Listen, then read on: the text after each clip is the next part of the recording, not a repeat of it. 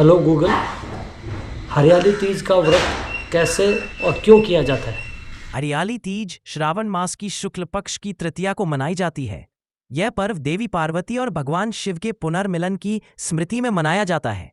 महिलाएं इस दिन व्रत रखती है, 16 श्रृंगार करती है, शिव पार्वती की पूजा करती है और झूला झूलते हुए लोकगीत गाती है।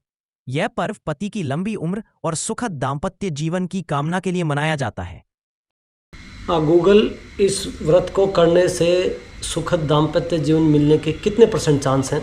देखिए, आंकड़ों की माने और सही तरीके से यह व्रत किया जाए तो अच्छे परिणाम मिल सकते हैं। और ये इस पर भी निर्भर करता है कि यह व्रत पति कर रहा है या पत्नी। आपको किसके व्रत करने की विधि जानने में दिलचस्पी है? पत्नी के। देखिए, मैं ऐसे कठिन सवालों के जवाब देने के लिए नहीं बनाया गया हूं।